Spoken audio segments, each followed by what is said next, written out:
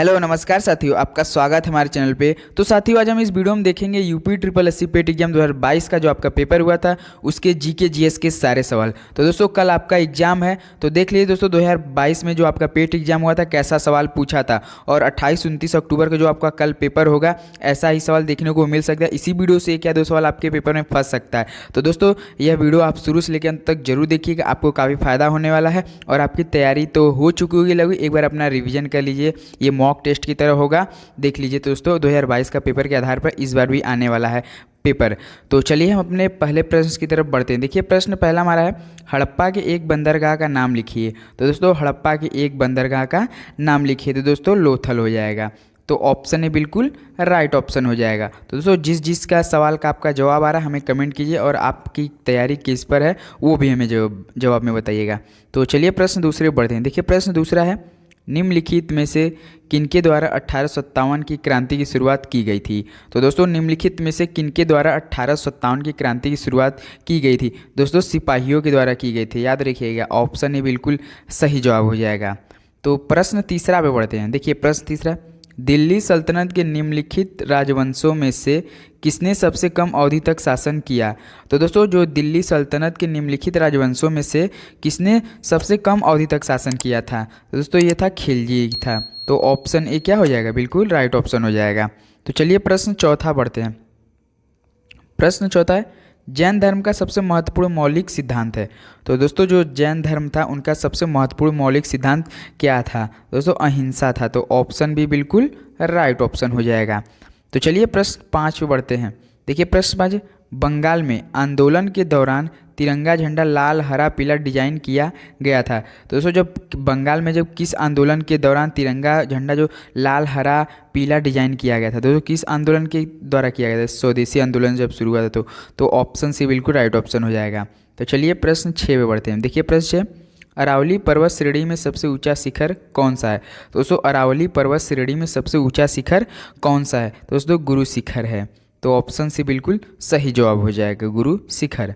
तो प्रश्न 7 पे बढ़ते हैं। प्रश्न 7 है, कौन सा सबसे ऊंचा भारतीय शिखर है। दोस्तों कौन सा सबसे ऊंचा भारतीय शिखर है। तो यह दोस्तों कंचनजंगा है, याद रखिएगा। ऑप्शन है बिल्कुल राइट ऑप्शन हो जाएगा। दोस्तों ये बताइए हमें किस जगह पर स्थान पे है ये कंचनजंगा, ये कमेंट कीजिएगा। तो प्रश्न 8 देखते हैं। प्रश्न 8, हॉलमार्क लोगों का उपयोग निम्न में से किसके लिए होता है। तो जो हॉलमार्क का टैग लगा होता है निम्न में से किसके लिए होता है। तो ये होता है दोस्तों जेवर के लिए। तो ऑप्शन डी बिल्कुल सही जवाब हो जाएगा। तो चलिए प्रश्न 9 पर चलते हैं। देखिए प्रश्न 9 दिया है, निम्न में से किसमें मौलिक कर्तव्यों को उल्लेख किया गया है। दोस्तों निम्न में से किसमें मौलिक कर्तव्यों को उल्लेख किया गया है। तो ये दोस्तों जो भाग 4 है और क इसमें किया गया है, भाग 4 क में किया गया है। तो ऑप्शन ए बिल्कुल सही जवाब हो जाएगा।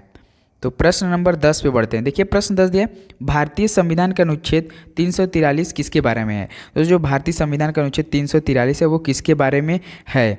तो ये है आपके दोस्तों संघ की राजभाषा है। तो ऑप्शन भी बिल्कुल राइट ऑप्शन हो जाएगा।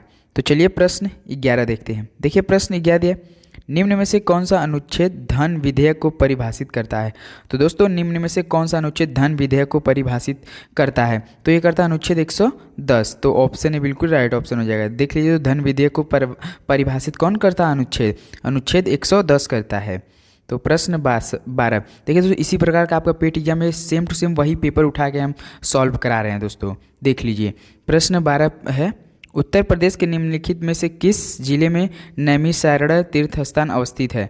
दोस्तों उत्तर प्रदेश के निम्नलिखित में से किस जिले में नैमिषारण्य तीर्थ स्थान अवस्थित है। तो दोस्तों यह सीतापुर में है। तो ऑप्शन सी बिल्कुल राइट ऑप्शन हो जाएगा।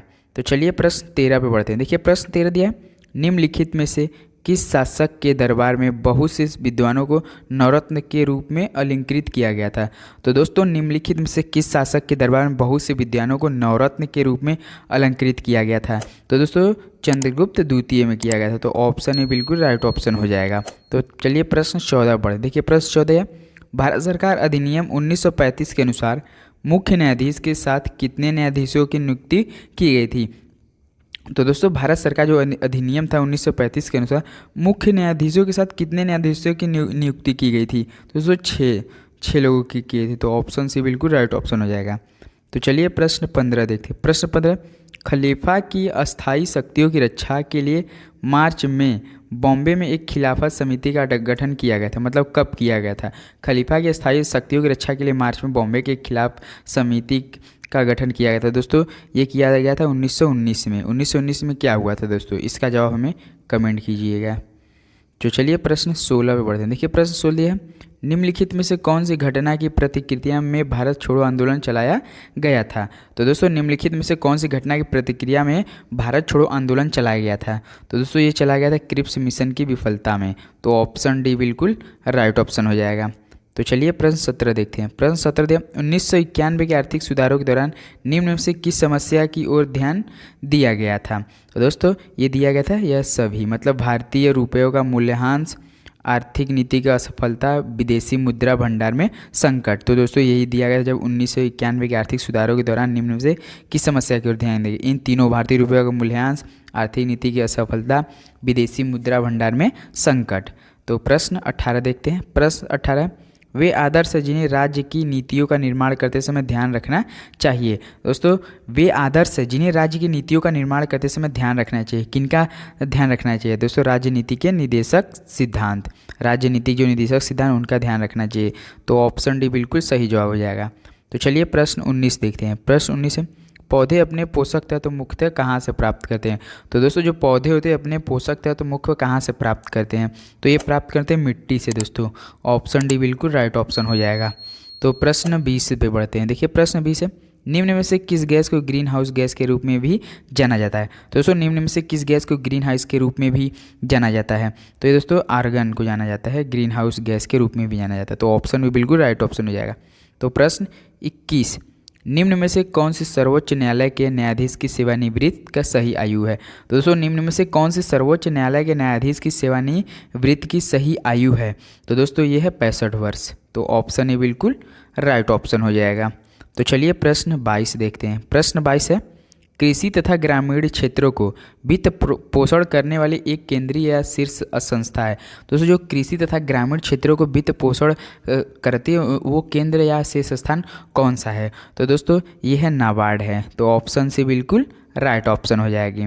तो चलिए प्रश्न 23 देखते हैं। प्रश्न 23 है, निम्नलिखित में से कौन सी ओमान की राजधानी है?